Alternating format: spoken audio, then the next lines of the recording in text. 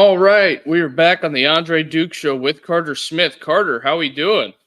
Good, man. Good. Just had a nice little weekend, fun weekend filled with all kinds of craziness in football, and got my daughter had a double header soccer game on Saturday, which is weird. I don't know why 5-year-olds have double headers, but it is what it is. So she was able to score a couple goals and had a good weekend, man. And then just Monday, got back after it, got back into things and getting ready for the week, and another fun week full of football. And I think last week started like 27 or some straight days where there's a football game on.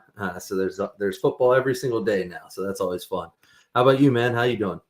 I'm doing well. I believe it's 50 some odd, 55. Oh, that's what it was, yeah.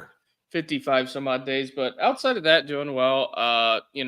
Same old. Did the whole Sunday chili football palooza on Saturday, so can't really complain at all. But outside of that, let's get the show rolling. Yeah, so I don't know. I think you sent me this, but I found it interesting. So UAB, a lot of people might not know this, but they had a football game on Saturday, and I just found it wild. This is their stadium. Here, let me put it up here. This is what it looked like to go to UAB Stadium this weekend. I mean, that's a bad look. There's absolutely nobody there. The whole thing is empty. I'm not exact. I forget who they were playing. I looked it up, but I forget now. Tulane. That's right. I feel like UAB and the fans knew they were about to get blasted or something. But and who's the head coach at UAB? Isn't it Trent Dilfer? Yes, Trent Dilfer. Yeah. So he was supposed to bring UAB, bring some excitement to the program, and from the looks of it, he's done the exact opposite. I don't know if they're in the news for the right reasons, as some would say. But yeah, that was just wild to me. I mean, I honestly wonder what the attendance, that's got to be like 200 people, 300 people, like if that. Yeah. Little rough times at the University of Alabama, Birmingham. But yeah, that was just one thing that caught my eye. But then obviously this past weekend was one of the most crazy weekends of college football that we've had in a long time. Just upsets galore, man. There were so many upsets all throughout the day. We touched on a couple of them during our kind of Saturday afternoon show and things like that. But man, the one I want to start with is obviously everybody knows the big one, which we'll get to here in a little bit. But how about the Washington Huskies going out, taking care of business against those top 10 Michigan Wolverines? Well, okay. This is where the AP, top 25, this is where I disagree. Because when they overrate teams, to a certain extent, when they overrate teams, it keeps them in the top 10 or top 15. And when they win, and who has Michigan played really up until this point? Texas, USC, tough test.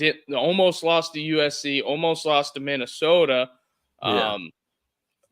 So it's not I'm not shocked that Washington beat them. I'm not either. I believe I said that I thought they could, but I'm not shocked at all that they beat them.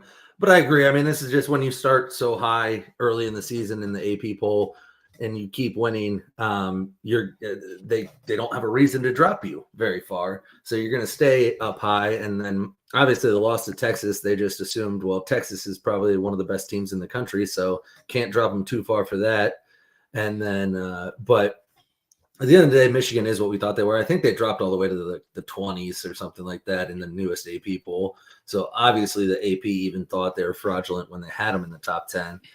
But the biggest thing for me, I mean, we saw the hero, Jack Tuttle, who Michigan fans and media have been asking for all offseason, all preseason, telling me when he's healthy, that's the guy. He's going to be, the one that makes this offense look different.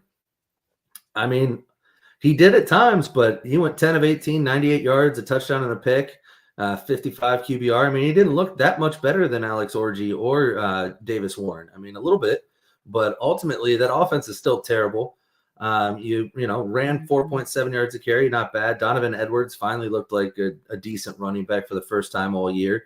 But Washington just went out there and executed. Will Rogers looked pretty solid all around, threw for 271.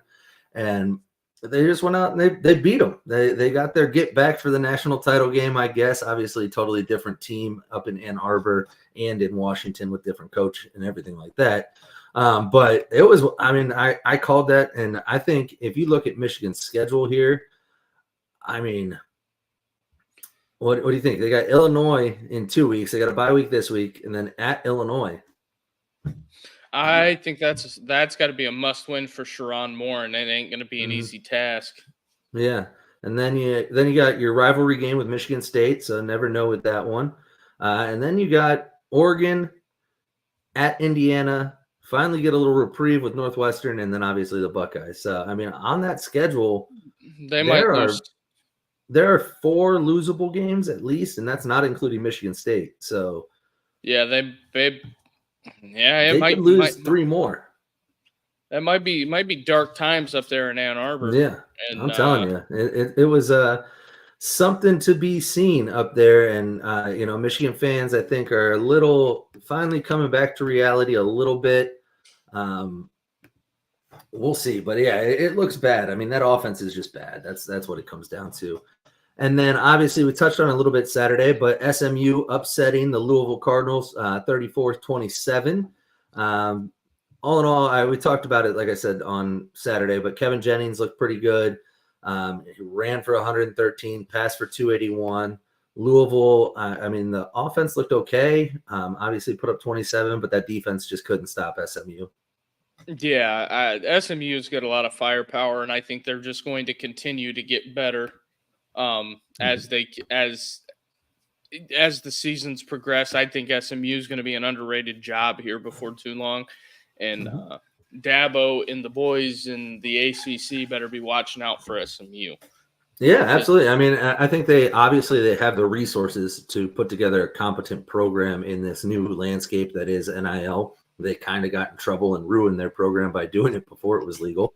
But they're paying something like $150 million to not be in a different conference so that they could join the ACC, and they're not taking any of the TV rights or anything like that. They're just self-funding it for the next couple years. So money's obviously not a problem there. I think as they continue to grow the program, that could become one of the premier programs in the ACC, especially if programs like Florida State and Clemson find a way out or, end up leaving. Carter, like we've always had this chat, it's all about resources. Absolutely. Absolutely it is. And SMU is not short on them, whether it's oil or money. They got plenty of both. But yes, sir. Staying in the state of Texas, though, we had the Aggies. Texas A&M took on the Missouri Tigers, number 9 in the country, Missouri. And they went out there and, they put a beating on them. They were up 24-0 at half, ended up winning 41-10. They went out and they bludgeoned them, just took it to them. Yeah, I caught, the tail end of this, and it was over whenever I turned it on. I'm like, what happened here? Yeah. And I go, look at the box score, and then it's like, okay, yeah, that makes sense. Yeah, for sure. I know early on it was, I forget what the score was when it happened, but pretty early on, like 10-0 or maybe 14-17-0, one of those scores. There was a pretty big penalty that took a 72-yard Luther Burden touchdown off the board. And I think when that happened is when it really shifted, and Texas A&M just took over and really ran with it from there. Some questionable calls early in that game from what I saw and what I've heard. Some people not too happy with the officiating, but it is 2 SEC schools, so I doubt the SEC officiating is really trying to play favorites, especially when the top 10 school is the one getting beaten. But Brady Cook didn't look that great. Only 13 of 31 for 186, QBR of 25.6. That defense just had him, confused and running around, and just he wasn't able to get it done. They could not move the ball on the ground. 2.3 yards a carry. Leading rusher had 30 yards on 10 carries. That's just a bad situation or a bad formula. Obviously, we've talked about Texas A&M a lot on this show because of their week 1 matchup with Notre Dame. We've talked about their defensive line and how good we believe it can be. So obviously that shows in the rushing stats and their ability to get to the quarterback and impact Brady Cook's passing numbers. On offense, Wegman looked solid, 276, QBR 93, no touchdowns or picks, but Le'Veon Moss had a real good day, 12 carries, 138, and 3 touchdowns. I mean, they were just killing them on the ground at over 230 yards, averaging over 6 yards a carry. Like, they just went out and they imposed their will on them just in the trenches. And that's what I thought this Texas A&M would be able to do to some opponents. I didn't think they would do it against Notre Dame, and they didn't. But overall, their defensive line is their strong point, and then they obviously have skill players and a decent quarterback. So wasn't shocked. I was shocked at the score. I wasn't shocked Texas A&M won. Yeah, the score was very shocking. I just think Missouri had some issues, and then playing that. I think the one of the hardest games to play is that 11 a.m. kick at is at Texas A&M. The high. It's noon our time, but high noon. Yeah. I just think that is a hard game to play. Oh, definitely. I mean, it's early. Everybody's still sleepy. Like, they're not used to it. I don't love that for the teams that have to play in it. And on top of that, I think, on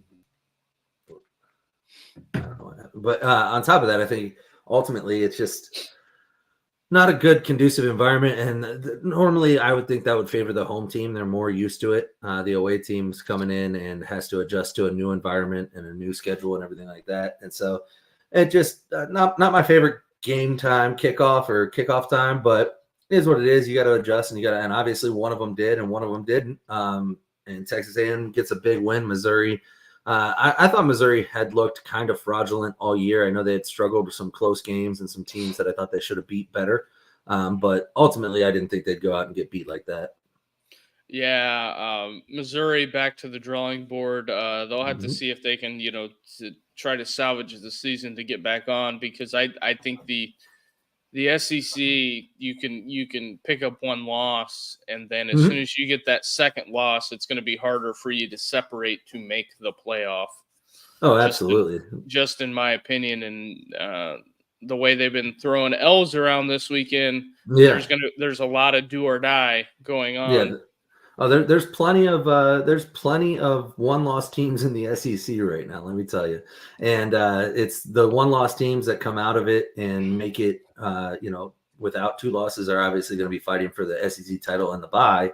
Obviously, Texas is currently undefeated, and then the problem with that is you're going to have a whole host of 2-loss teams in the SEC probably, as everybody beats up on everybody, and it's going to be hard to make yourself separate from those other 2-loss teams to be in contention for the playoff. If you have a bad loss, which not that A&M's a bad loss, but losing by 31 points isn't good. No, I mean, you should definitely fall out of the top 10 for that. Also, moving on, Call the Hogs, baby. The Razorbacks. Sneaking up and getting something on the Tennessee Vols there. I watched a lot of this game. I did not think that Tennessee looked good on offense. I think they looked out of sorts. No, absolutely. To a certain extent. Absolutely. I think ultimately, they looked like they were confused or just didn't. I don't know if it was a game plan issue or obviously execution issue, but the number 4 Tennessee Volunteers get taken down by Arkansas 19-14. Nico looked very pedestrian, honestly. I mean, 17 of 29, only 158 yards. They couldn't run the ball that great. I mean, 4.8 yards a carry. Receivers were all over the place. Obviously only 158 yards. Nothing really to talk about there. And Arkansas really shut down that Tennessee offense that had been so high flying, so high scoring. And then they went out and they were able to do what they needed to do on offense. They threw the ball pretty well, almost 300 yards passing. Rushing, they didn't run the ball great on that defense, which I wasn't shocked, but they had some key runs and key moments. Obviously, the 2 touchdowns were rushing plays, one by the quarterback Singleton, the backup, and then the other by Jaquindon Jackson. who was the lead back with 20 carries. But it just, that was an interesting game. I mean, I kept waiting for Tennessee to break out and take control of the game and just make a play to just really show what they are capable of and show that offense that they had shown through the first 4 weeks of the season. And I know they hadn't had a real tough schedule leading up to this, but they really they opened a lot of eyes. I think that a lot of people thought Tennessee was in the conversation with like Texas and Ohio State for the best team in the country. And then the first week they really play an opponent, they get beat.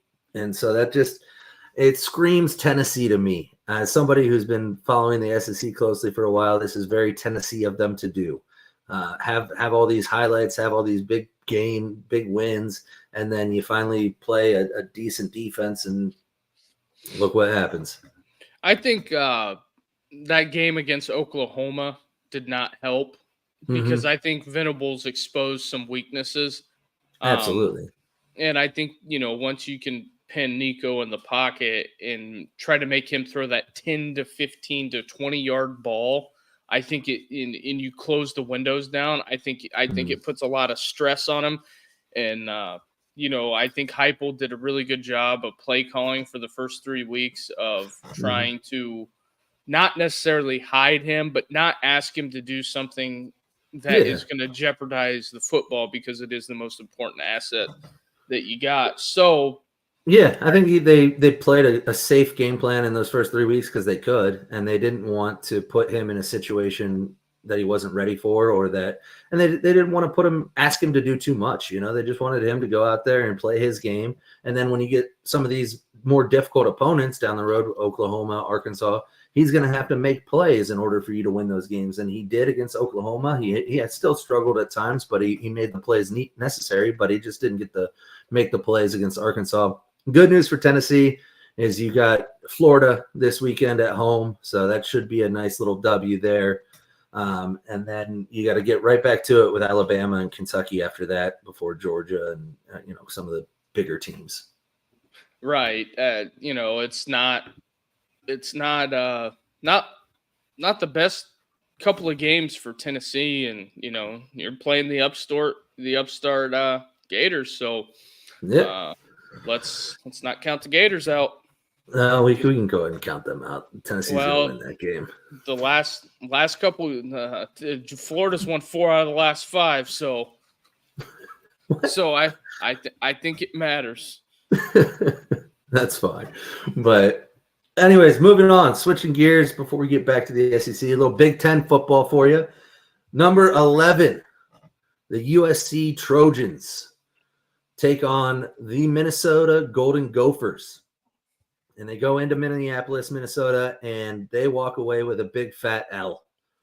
Minnesota ends up putting up 14 points in the fourth quarter to USC's 0 to win the game 24-17. Minnesota absolutely goes crazy afterwards, obviously. Stormed the field, one of the many field stormings of this weekend. But, I mean, I kind of wasn't completely shocked by this. When you watched Minnesota last week against Michigan, not that Michigan's a great team, but Michigan obviously was able to handle USC. I watched Minnesota and I thought, they're not as bad as I thought they were, maybe. Or Michigan's just that bad. And then when they were playing USC, and I watched USC last week take care of Wisconsin, and I thought, okay, maybe USC is a little better than what they showed against Michigan. Maybe they are. But this just shows that they're both kind of who we thought they were. USC is not that great of a team. Their offense is decent. Defense is decent, but they're just overall, Miller Moss threw for 200 yards, threw 2 picks, which were key in the game. 2 huge interceptions. They ran the ball for 173, nothing wow you about 375 yards total offense, which isn't terrible, but not an explosive offense. And then Minnesota was able to run the ball. They ran the ball for almost 200 yards, threw for another $170. And so all in all, USC's offense was good, not great. USC's defense was okay, not excellent. It just came down to big plays by Minnesota, including those interceptions and just being able to capitalize on some big moments. Yeah, I just, USC looks so out of sync on offense, and then especially being on the road. Minnesota, once you get past September, October and November, Minnesota being outdoors is a tough place to play.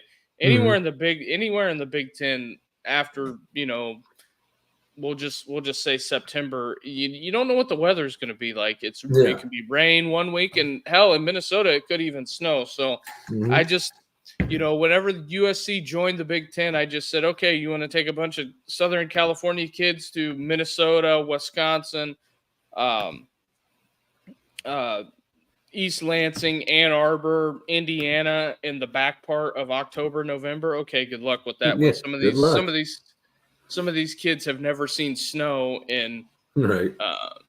So that's just my thoughts on it. It's gonna be interesting to see how those West Coast teams like Oregon and USC, UCLA, Washington, how they fare in late season games when they do have to go on the road in the Big Ten, specifically places that obviously play outdoors, like Ohio State, Michigan State, like you said, because it is different, and I know a lot of people have been calling for that for the SEC to come north to the Big Ten country in the after September, and they'll never do it, which.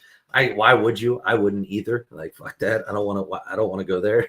So it'll be interesting, especially with these home playoff games too, because you might get, a 2 or 3 loss SEC team that's a lower seed facing off against whoever finished second in the Big Ten at a home game. And it could be a home game in Columbus, Ohio, or in, Ann Arbor, Michigan in December. And that'll be crazy to see, assuming that, Ohio State elects to have their home games in Columbus in December, because I've heard rumors that they're going to go to Indianapolis and play in the Dome. But regardless, that is interesting to see. And yeah, ultimately USC is an okay team. I think they're a little bit better on defense than I expected and not quite as good on offense. So it kind of evens out. 2 things here. The Saints have came out in black helmets. Oh, didn't know if you've seen that. I think that's pretty cool. Yeah. And also on the weather thing, I don't think it will affect the kids from Louisiana, Mississippi, Alabama as much, because it does get cold there, and they have a higher. They have, I believe it's like higher humidity there, so I don't think it will affect those kids as much as it will. Like Southern California, Florida, Texas.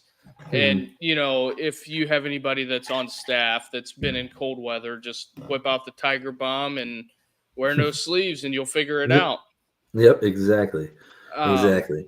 Real quick before we get to the lead topic here, everybody out there watching, if you could please hit the like and subscribe button and turn on the bell notifications and help us grow this show. If you come on over to YouTube, you can comment, unlike Twitter. You come on over to YouTube and ask whatever questions you want and get involved in the conversation here, because we're always open for questions. So, hey, we're like 7-Eleven, baby. We're always open. So, that being absolutely getting to the big one, the one everybody's talking about. The Vanderbilt Alabama game.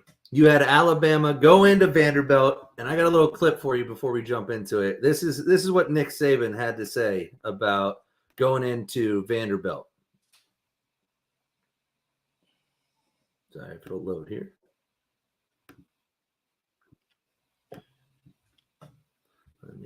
Sorry, having a little technical issue there. There we go.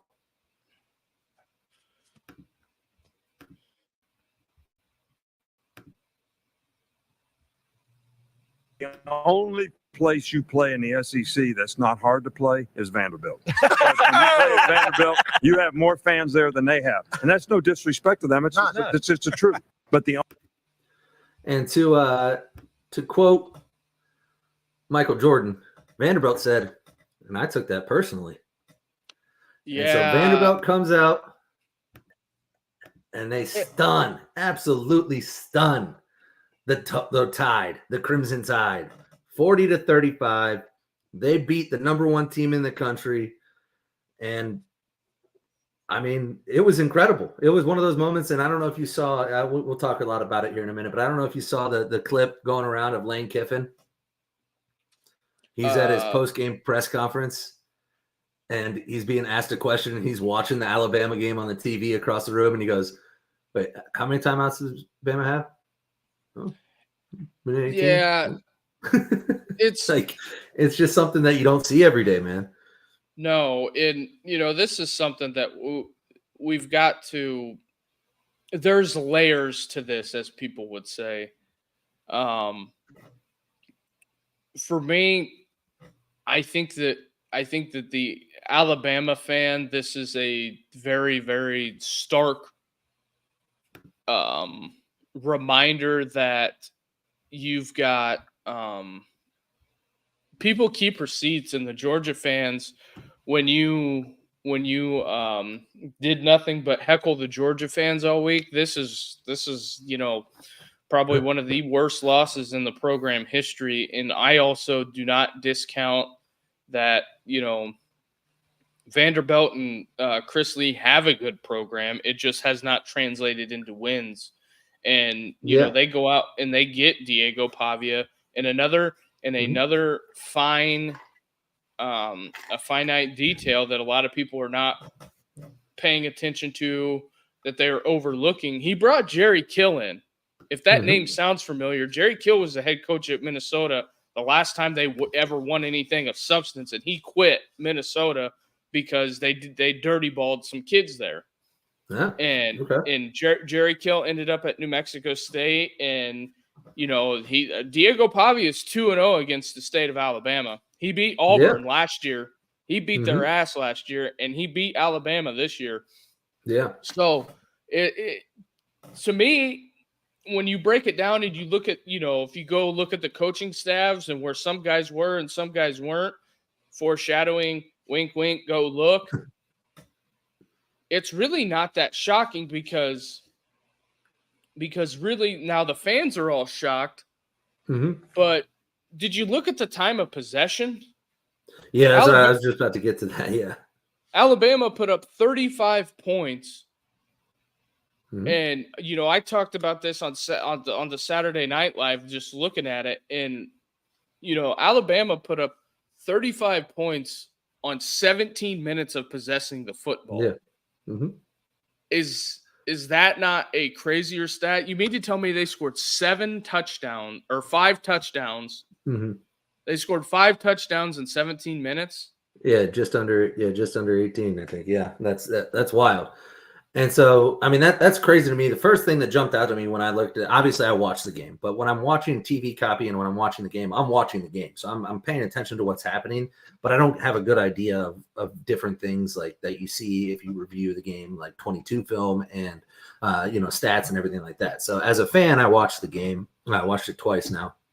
And the first thing when you look at the team stats that jumps out is that time of possession. I mean, Vandy held the ball for over 42 minutes, and Bama had just under 18 minutes of game time possession, which is incredible, especially because you would think that means that Vandy had to have just run all over them, which they ran effectively. They had 54 rushing attempts for 166 yards, so averaged just over 3 yards a carry, which is not an incredible stat line.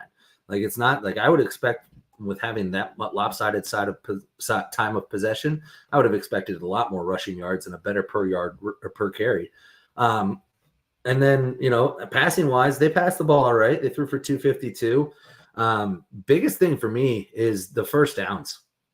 Obviously, Vandy wasn't getting big explosive plays that were getting them down the field quick, but they were moving the chains efficiently. They had 26 first downs to Alabama's 17. They were 12 of 18 on third down, which is 75%, I believe. Yeah, and I'm going to go out on a limb and say I don't think we may see a team end up with more than 12 first down conversions on in a game, especially in a big game.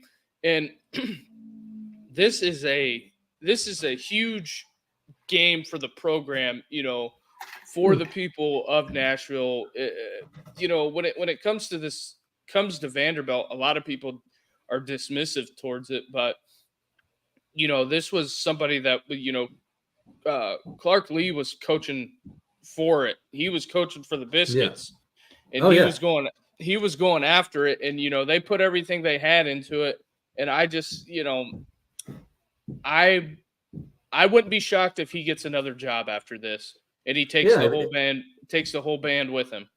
Yeah, I mean, I think if he can put together a strong rest of the season, I mean, obviously, some people can get a job off of one game, but it's pretty difficult. So if he's able to finish this season strong, maybe go 8-4 or something like that, that would be something. And then you have this obviously marquee win over Alabama. Other things that you look at when you're looking at upsets, right? Obviously, the third down efficiency was great by Vandy at 66%. Fourth down, they were 1 for 1. The turnover battle, obviously, Bama had the fumble and the interception that they lost. Vandy didn't turn the ball over at all. That's how you win games against opponents you shouldn't beat. Win the turnover battle, win the time of possession, and win the penalty margin. They did all three of those things. They had 3 penalties for 20 yards to Bama's 6 for 57. Neither one of those is a crazy high penalty yardage or anything like that. But ultimately, Bama just turned the ball over, made too many mental mistakes, and didn't hold on to the ball long enough to overcome what Vandy was doing. And it's hats off to Vanderbilt, their staff, their program for what they accomplished. It was an incredible moment for that program, and hopefully one that they can build on. And I'm sure you saw it. I'm sure everybody listening has seen it. But watching them tear down that goalpost, which I said immediately, like, I don't care how much the fine is, you have to tear down that goalpost after a win like this. And so they tore it down, and they marched it right out of the stadium, right down Broadway in Nashville, all the way to the river, and dumped it in. And that's a cool moment, man. Those kids that are doing it will never forget it. The city will never forget it. It's going to be Vanderbilt might not win a game for the next 40 years, and everybody still will be talking about 2024 when they beat Alabama. Well, I even heard, I paid attention to a lot of what, the Alabama fans were saying. They're saying this loss is worse than ULM. And one of the things that I can see it is kind of bothersome that comes to this is that they're already talking about Deboer being on the hot seat. Yeah, that's ridiculous. Here's the stark reality, Alabama fans. Don't jump out the window on this, but this is moving towards more of an NFL model. So whenever it goes towards more of this NFL model, having an undefeated season, I think Michigan might be the last one that we ever see. Very well could be. Very well could be. And that might get vacated. So So at a certain point, though, jumping out the window after one loss, they were going to lose one regardless. And I don't think people have talked about how much Alabama lost in the transfer portal, because I think they lost 10 or 15 guys. I don't think people are talking enough about that. And I think that is a huge issue going forward as well. And I think Deboer he's got to kind of rebuild the program his way with his guys, his culture.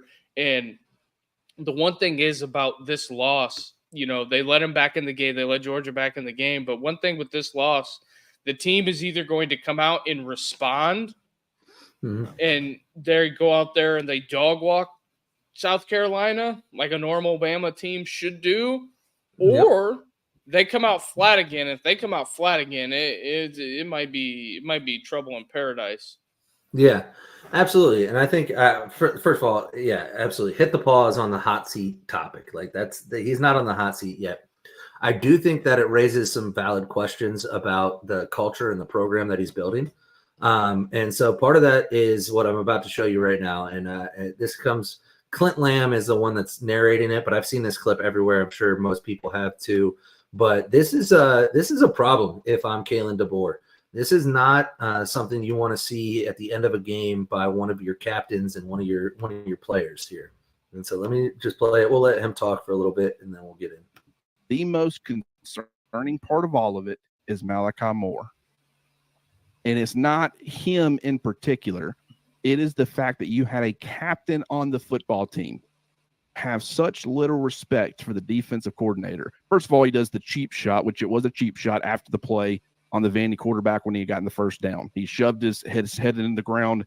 I mean, we've seen guys do that. Guys lose their tempers. You know that. Well, the problem is that you normally don't see little problems like that. Mm-hmm. Little explosions last for as long as minutes.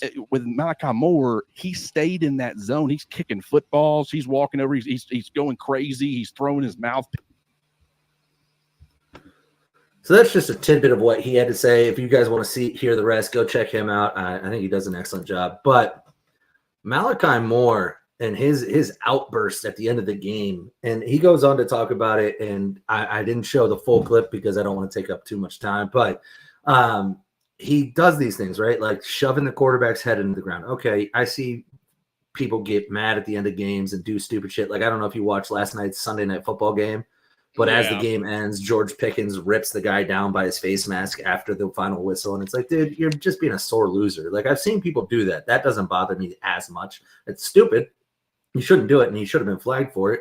And going up and kicking the ball away from the refs, like, what is that? What are you accomplishing?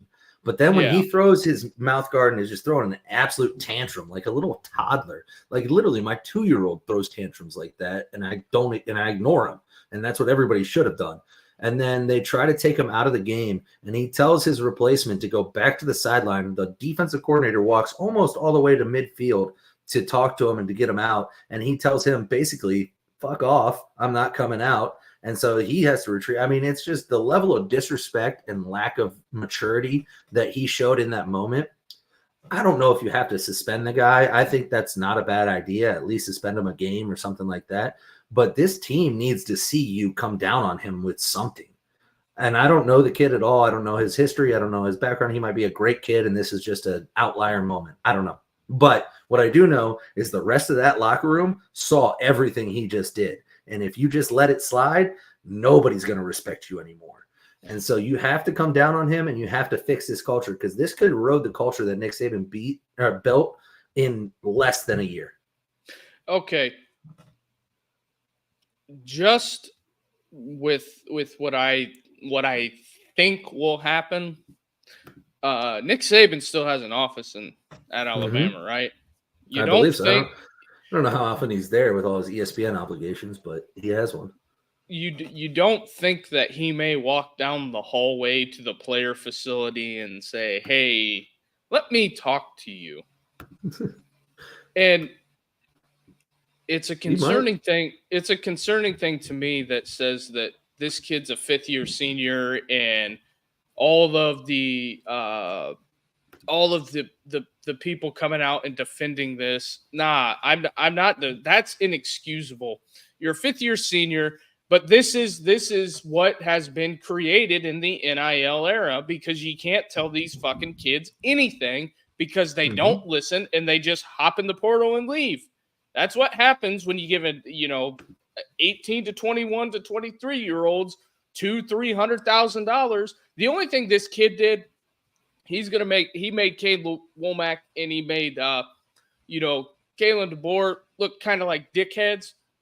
But at the end of the day, if I'm an NFL GM and I see that, nope, no way. Yeah. Well, that's a huge red flag. No way. No way. Huge red flag. And you make your bed, I guess, but you might be able to make it in the XFL, but I don't even know now. Kicking footballs, throwing mouthpiece, not coming out of the game.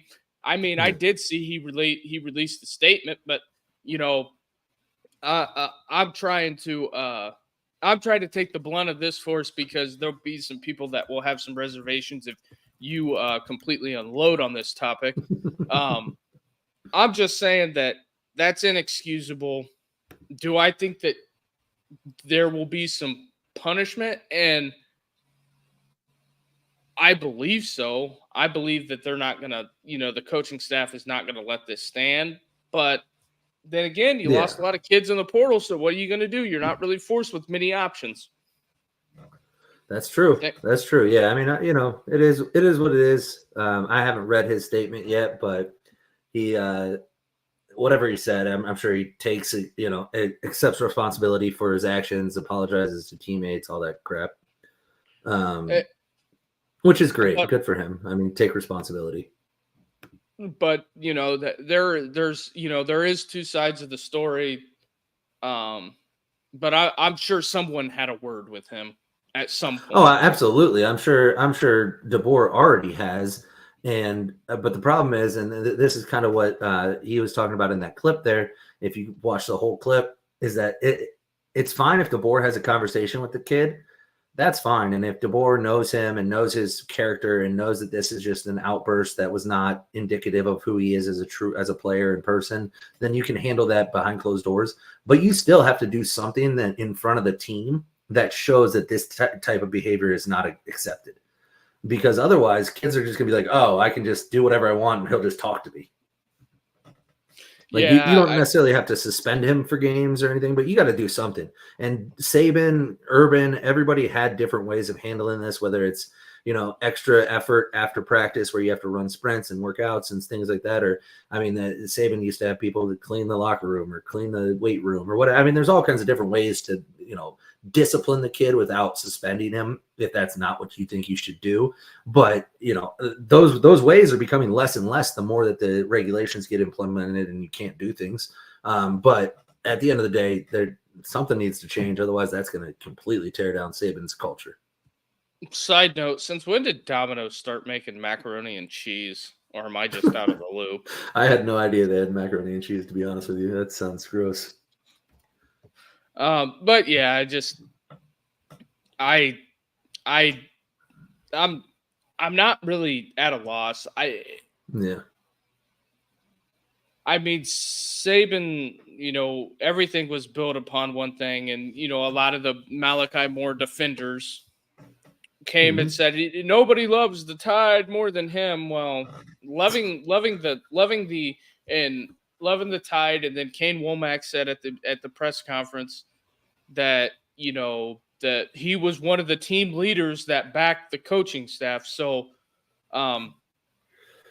maybe not the ideal person to have as your cheerleader.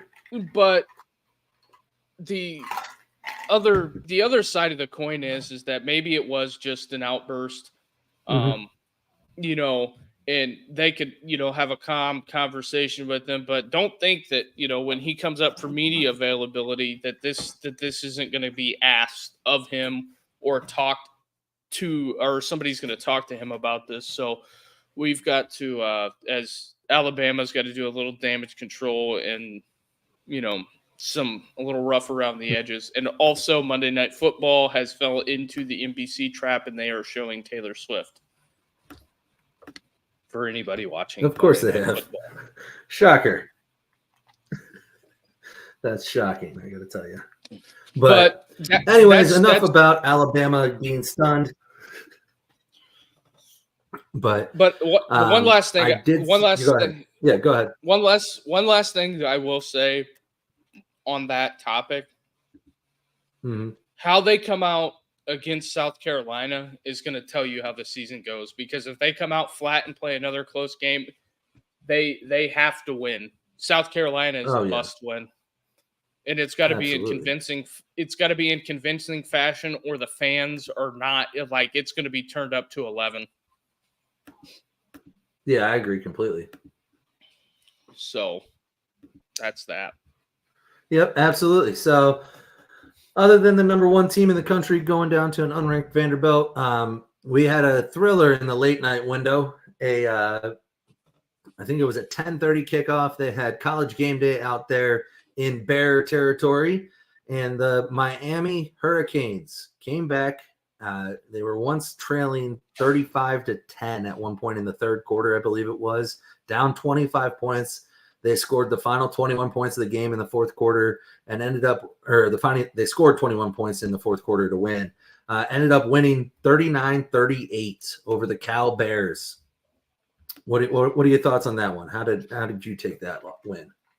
It was, when you see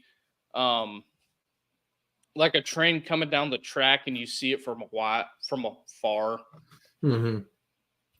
That is what this was. Cal in the second half was bad on offense, did not. Just, if they would have got a couple more first downs, they win this game. And, Cal didn't do it. And Miami, for everybody because there's tons of Miami detractors out there, and because they're it's like ambulance chasing, and you have certain media members that are picking at Miami like a carcass. They do it with Georgia, they do it with Alabama, they do it with Tennessee, and they just pick at the carcass because their narrative isn't true. You know what I mean? Because all but last year they said Cristobal was fired. Cristobal was done. It's the same thing they're doing with Billy Napier. And shout out to the Gators, because I think he's gonna win. He's gonna win a game that he's not supposed to, and it's gonna 5-7's the ceiling. If he wins any more than 5 games, it's done. If he goes 6-6, I think he keeps his job for sure. But I don't think that's possible. So, but anyways, we won't get onto the Florida topic. But that game, Miami Cal, was just, it was really kind of bad football at times. Like I just didn't enjoy watching certain moments. And like, I went back to look at it because I was like, Jesus, like how did Cal blow that? And then I looked at the stats and everything. And I'm like, how was Cal even in the game? Like, did you know Cal only had 12 first downs the entire game compared to Miami's 30? Miami came out flat and turned the ball over. Yeah. You would think so. That's what I thought. I was like, all right, so it must have been turnovers, short fields, things like that, which they did have the one interception that was returned for a touchdown. So that explains some of it. But Cal also threw an interception. So they tied the turnover battle 1-1. Miami did beat themselves up pretty bad with penalties. 9 penalties for 110 yards. That probably gave them a few opportunities and things like that. But ultimately, I mean, Miami dominated this game. They did give up almost 300 yards passing, but they held them to 73 rushing. I mean, Miami should have won this game by a lot more, but they just kept shooting themselves in the foot with penalties. And then that obviously turnover for a touchdown hurt them. But you have a 25-point lead in the third quarter at home. You got to find a way to win the game, Cal. Like I know you're just Cal. You guys are just the Stanford rejects, but you got to find a way to win the game. Yeah, that is a lot of factual things there. Cal just completely Cam Ward looked good though. I know that one pick was a bad moment, but I mean, threw for 437, 2 touchdowns. I mean, he threw the shit out of the ball, obviously 53 times. But did you see what he said on ESPN? Oh, I don't know if I did. I might have. Yeah, he had a post game interview. I'm not going to repeat those words. But, I saw it. For the people out there, you can go find it. I did see that. Same thing with Pavia. He dropped an Pavia's was great, man. That was awesome. My favorite thing is he's sitting there like, God told me he had a plan for me. I just trusted in God's plan. And this moment right here, I've dreamt about it since I was a kid, and God told me this moment was coming. And you know what? Vandy is fucking lit. Yeah. Like, dude, all right, chill out. Like, I'm happy for you. But anyways, so I mean, Miami, good on them for coming back and winning the game. I mean, they looked like the better team. They obviously made mistakes, but good to come back and win. Still not sure if Miami is for real. I think they obviously are better than some people think, but I'm not 100% sure that they're quite national championship contending level. But other than that, man, the Ohio State game, Ohio State took on Iowa in the horseshoe. 3:30 kickoff. Struggled early. I think there was 7-0 at halftime, which is kind of becoming an MO of Ohio State football. Maybe it always has been, but especially under Ryan Day, of just struggling early to execute and move the ball efficiently. End up winning 35-7. So obviously figured it out, absolutely crushed them. The 7 points that Iowa got was in garbage time against backups. I hate when that happens because as a starting defense, you pitched a shutout. You are so pumped about that. And then the backups go in and they give up a bullshit touchdown. And you're like, God damn it, don't take me out. Just let me finish the game because I want to finish with that shutout. And then, I mean, everybody's seen it. We all know it. Jeremiah Smith is unbelievable. another week, another one-handed touchdown catch. The dude is just a man amongst boys. Everybody's starting to figure it out. Obviously, if you've been paying attention, you already know. He's quite possibly the best receiver in college football as a 17, 18-year-old freshman this year. Hey, did you know Ryan Williams is 17? Who knew? I did. I did. They didn't have to tell me that a million times or anything, but and Ryan Williams had a good game against Vandy. He looked all right. Yeah. When it comes to Ohio State, I thought they did start slow, but I don't think it's as concerning as some of the fans would want you to believe. Like, I don't believe the sky is falling. Yeah. And the sky's not falling for Ohio State, but the one thing I don't know if this is going to be 2007 where we have a new number one team each week because number one keeps losing. Yeah. Well, we might have a new number one this week if Ohio State takes care of business.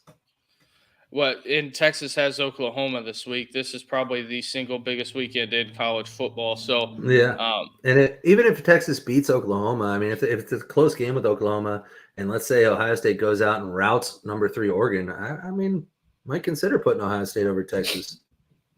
Yeah, so we got those games going on, and the one thing I will say about Miami possibly winning the ACC. They have to beat the Clemson Tigers. Yep. And I think Clemson is sneaking up on people and people aren't. I wouldn't say they're forgetting about Clemson, but some people are, they're looking at week 1 and doing the transitive property thing and say, Clemson must not be that good. I'm just telling you, a football team that starts week 1 and goes all the way to week 14 is 2 different teams. So, yeah, for sure. Clemson might be rolling by that time. They might be. So. They very well might be. But, yeah, we'll see. I mean, obviously, Clemson and Miami are the favorites to win that conference, especially with the implosion that is Florida State. Although they did look a little bit better without DJU out there. Yeah. But last thing we'll talk about here, and then we'll wrap it up. We'll get a little bit of Notre Dame talk in. Obviously, there's no game to recap. They had a nice little bye week. They got to watch all the chaos that ensued. And honestly, a lot of that chaos helped the Irish a lot. Puts them right back into the playoff picture, makes them a contender for a top at-large seed if they're able to run the table. So huge weekend for them, honestly. And we can talk a little bit more about that, but I'll go through just kind of what we've learned over the past week when they were off. And there's Marcus had his press conference today, and there were some injury updates and things like that. And it turns out that defensive end Boubacar Traore is going to be out for the remainder of his season with an ACL tear, which is a huge loss, as he was starting to look really good on that defensive line. The guard Pendleton, he was out with a concussion, and in the Louisville game, he's going to be a full go participant this week. The other guard, Billy Schrath, who's been out for a little while with that foot injury, is questionable to come back. They're going to monitor it, but really hoping that they can get. That's what this bye week was for, right? Is to get healthy, to get some of these pieces back that you're missing, specifically on the offensive line, because that offensive line is complete unbelief, like we all know. And so trying to get Billy back. It's good news that Pendleton's going to be back, even though he's been a little underwhelming at times at that left guard position. And then they talked a little bit about Anthony Knapp and how he's improving week to week, which is good. That's what you'd expect as a true freshman coming in. But he did say that the focuses of this week, which are just, I mean, a little bit of coach speak, but also so glaringly obvious. On defense, they want to improve on defense, specifically tackling, stopping the run, and eliminating big plays. No shit. That's what's been killing you all year. We get it. But good. I'm glad you're focusing on it. On offense, they're go ahead. I was just going to say, when it comes to Marcus Freeman and he's got to like freestyle some of the topics at his press conferences, I feel like other stand-up comedians asking Bob Saget, R.I.P. Bob Saget, who wrote your jokes? Right. Like, no shit, you want to work on tackling, stopping the run, and eliminating big plays. 3 most important things on defense anywhere, but especially with this defense, because that's what they're struggling with right now.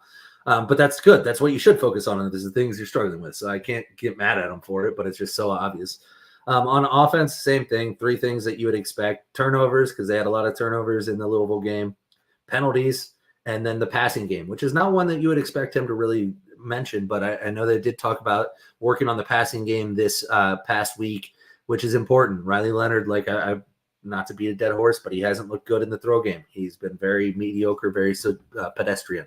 And then the main focus was to get healthy, which of course it is, And then they actually, he brought it up. They do have another bye week in like 3 weeks, which is nice. So they'll have another moment after a couple games to get back and get healthy again. So obviously playing Stanford this weekend. We'll dive into that a little later in the week, but a big game for Notre Dame. As I said, with all the chaos that's going on in college football, with the playoff expanding to 12 teams, that Northern Illinois loss is not going to help them at all. But if they are able to continue getting better week to week and stacking these wins against opponents that aren't even the best opponents, like Stanford's not a great opponent, but they've looked better than people thought they were going to be. So go beat them. Navy and Army, I think, are both undefeated. That looks decent on a resume. Go beat them. Florida State, still Florida State. USC, still USC. Those are programs that you can say, hey, at least we're not playing the Citadel. Right. So you got to go stack those wins. And if you go 11-1 with that early season loss to a Northern Illinois team after just beating Texas A&M, who is probably a top 15 team this week, I mean, that's not a bad resume. That can get you in the playoffs, especially with 12 teams and with all the teams that keep losing. Yeah, I just think for Notre Dame, they control their own destiny at this point. Mm-hmm. And they control their own destiny, and because the SEC is going to cannibalize itself to a certain extent. Yeah, for sure. Because you have Ohio State playing Oregon, Ohio State plays Penn State, I believe, this year as well. So, and Georgia plays Texas. Miami probably won't. I don't think they see Clemson until the ACC title game. So that might be a play. That might be a play-in game essentially. So Iowa State, the Big 12 has been wacky and weird all year, and you can't. I don't think they play BYU, but I'm gonna look real quick. Yeah. I mean, there's a lot of opportunities out there. You look at the thing is you need a little bit of help. Probably not anymore. I think with 12 teams, you can probably get in if you just win out. I think that's probably likely, but they're Iowa State at the end of the year. They have Utah, and then they have Kansas State to close the season out. So those are their 2 big money games. I would, if I had to take a bet, I would say only one team out of the Big 12 gets in. And we're going to find out how good, BYU is, because November 11th, they go to Utah. So that could be. Yeah, I think the Big 12 cannibalizes itself enough that there's only one that only the champion gets in, and then the ACC I'd imagine gets two in, probably Miami and Clemson or something like that. Miami's got a tough matchup against Louisville this weekend or in 2 weeks, and then obviously Florida State, Georgia Tech, stuff like that, and Syracuse at the end of the year. Syracuse might be a sleeper, but at the end of the day, if Notre Dame runs the table from here on out, goes 11-1, I think they're going to have a good argument. And I think that given the way college football has gone thus far this year, I think there's still a lot of chaos left to happen. And so chaos can be good if you're looking to get one of those at-large bids into the dance. Also, Indiana, for the people that are wondering, is 6-0. A lot of people were laughing. A lot of people were laughing at Cignetti about whenever he came to Big Ten Media Day and said, "Oh, Indianapolis is nice. I think we'll be here next year." And the whole room of writers laughed. Well, who's fucking laughing now? Yeah, I mean they got a chance now. They definitely are. Are they still unranked, or did they finally get ranked? They're right. Oh, behind they were Boise. ranked. Yeah, they're right behind That's Boise at 18. So yeah, a lot of people. I mean, they got some big games coming up, obviously, but they look good. I mean, they've looked pretty good. And let's just look at Indiana's schedule. I know they play Ohio Yeah, that's what State, I just pulled up. So they got a bye week this week, and then they face Nebraska at home, Washington at home, then Michigan State on the road, Michigan at home, Ohio State on the road, Purdue at home. So you mean to tell me 10-2 Indiana couldn't get in the playoff? they could. I'm just wondering where the 2 comes from. I mean, maybe they lose to Nebraska, but if they get by Nebraska, I guess Washington isn't that bad, but I think they could beat Nebraska, Washington, Michigan State, Michigan, and Purdue. They could. They very well could walk into Purdue with 1 loss, and their only loss being Ohio State. And I think that we end up going to that game. That is going to be a banger because I bet it gets changed to a night game if they're both undefeated. Yeah, absolutely. I mean, they're number 18 in the AP poll now. Michigan's 24. Michigan fell from 10 to 24. That is so funny. But I mean, they're going to be favored in all these games. I mean, home against Nebraska, favorite. Home against Washington, favorite. Away at Sparty, favorite. Home against Michigan, favorite. Obviously, away at Ohio State, underdog. Home against Purdue. They're going to be the favorite in 5 out of 6 of their remaining games. So Indiana could be 11-1, and the last time Indiana started 6-0, Kirk Cignetti was in the first grade.